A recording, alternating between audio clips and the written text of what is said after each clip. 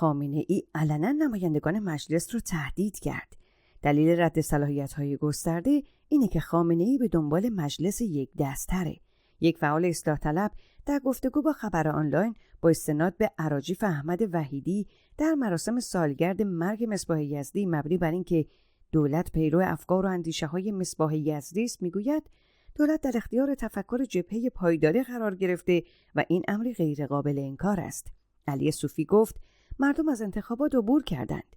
چنانچه از سالهای 98 و 1400 با عدم مشارکت خود یک تحریمی رو در رابطه با انتخابات اعمال می‌کنند، لذا انتخابات 1402 را خدا به خیر کند. البته پیشبینی‌ها و همه نظرسنجی‌ها دال بر خود تحریمی انتخابات است، اما اینها می‌خواهند عنوان کنند که با حضور 24000 نفر در مرحله پیش ثبت نام که نسبت به گذشته خیلی بیشتر بوده، از مردم می‌خواهند که مشارکت کنند. به افزود در نهایت انتخابات برگزار می شود و معلوم خواهد شد. اما موردی که لاریجانی به اینها نسبت داده خالص‌سازی است که این خالص‌سازی توسط دولت در حال انجام است. به هر حال آن چیزی که حتی از مقامات امنیتی مانند سپاه نقل می کنند این است که می گویند برای حفظ نظام خواهان مشارکت حداکثری و یک مجلس کارشناسی قوی هستند که این امر مستلزم مشارکت اصلاح طلبان است. حتی به ما اصلاح طلبان میگویند چرا آن انتخابات تناسبی را شما رد کردید و اجازه ندادید تشکیل شود؟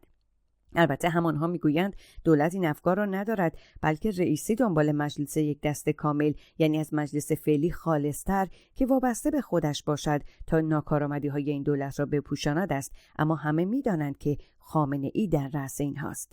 هشدار به رد صلاحیت شدگان آن هم توسط خامنه‌ای میگوید حرف زیادی بزنید مجازات میشوید.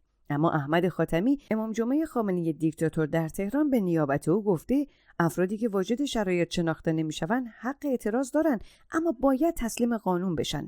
اما اگر قانون حق را به قانون گذار داد، کسانی که واجد شرایط شناخته نمیشن در شأن فرهیختگان عمل کنند و نظام رو زیر سوال نبرند. حفظ حرمت نظام واجبه، نه ناامید بشن و نه مردم رو ناامید کنن. وی رد صلاحیت شدگان رو تهدید کرد و خطاب به اونها گفت یکی از وعده‌های خداوند این است که اگر با خدا قهر کردید و رفتار قهرگونه داشتید منتظر مجازاتش باشید. وزیر فرهنگ و ارشاد اسلامی تاکید کرد باید افتخار به گذشته جمهوری اسلامی و امیدواری به آینده رو تبلیغ کنیم. محمد مهدی اسماعیلی پوفیوز در مراسم همایش مبلغان اعزامی اوقاف مخالفان جمهوری اسلامی رو به تلاش برای ناامید شدن جامعه ایران نسبت به آینده متهم کرد و گفت انقلاب اسلامی با شعار عمران و سعادت در دنیا و آخرت به پیروزی رسید که این ادعای بزرگی بود. به همین دلیل دنیای غرب بسیج شد تا این ادعا و حاکمیت رو در نطفه خفه کنه. وزیر فرهنگ و ارشاد اسلامی دولت ابراهیم رئیسی رو طی 2 سال اخیر در معرض حملاتی دونسته که به گفته او فتنه فرهنگی و جنگ ترکیبی و شناختی برای سرنگونی نظام جمهوری اسلامی بوده. به باور محمد مهدی اسماعیلی دولتی بر سر کار اومده که خود رو مطیع رهبری معرفی کنه. اسماعیلی جمهوری اسلامی رو در حال نبرد و جنگی دونست که 100% فرهنگی و تبلیغیه و از این جهت نیروهای حامی نظام باید در این حوزه‌ها فعالیت بیشتری داشته باشند.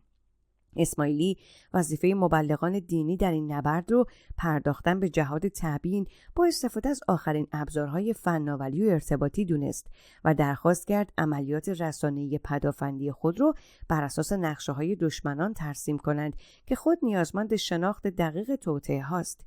این سخنان در حالی مطرح شده که اسماعیلی در دفاع از عملکرد این وزارتخانه طی 2 سال گذشته به صراحت از تغییر مدیران و جایگزین کردن مدیرانی با سابقه فعالیت در بسیج دفاع کرده بود. ادعایی که واکنش برخی از رسانه‌ها را به همراه داشت که این تغییرات را موجب فاصله هنرمندان با وزارت فرهنگ و ارشاد اسلامی دونست.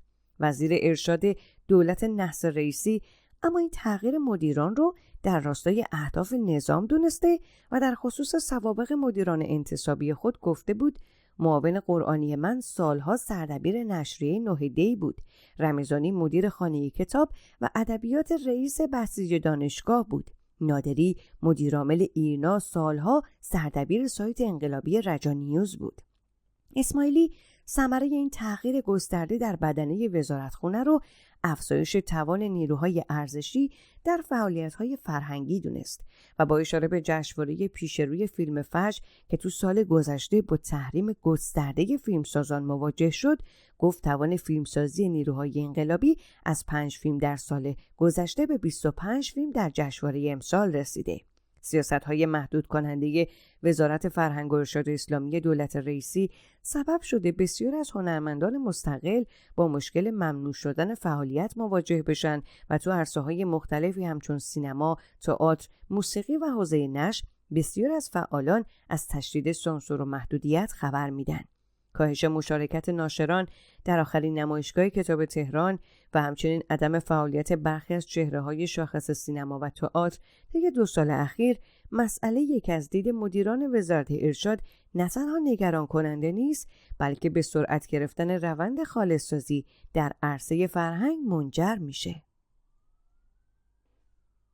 رژیم خامنه‌ای مسئول رواج ابتذال در ایران است، نه ساسیمانکن. احمد زیدآبادی تحلیلگر سیاسی در واکنش به انتشار آخرین ترانه ساسیمانکن و انتقادات حواشی که نسبت به مضامین و اشعار آن به ویژه طی روزهای اخیر اعلام شده در کانال تلگرامی خود گفته ساسیمانکن ترانه خوانده است از همان جنسی که از او انتظار می رود. مشابه این ترانه و بسیار غلیظتر از آن در جوامع مختلف دنیا روزانه 10 مورد ساخته و خوانده می شود بدون آنکه توجه خاصی از سوی دستگاه‌های دولتی و مراکز فرهنگی و محافل مذهبی و حامیان خانواده‌ها و سنت‌های اجتماعی اخلاقی برانگیزند. در کشور ما اما با پخش این ترانه گویی زلزله فرهنگی 9 ریش‌تری به وقوع پیوسته.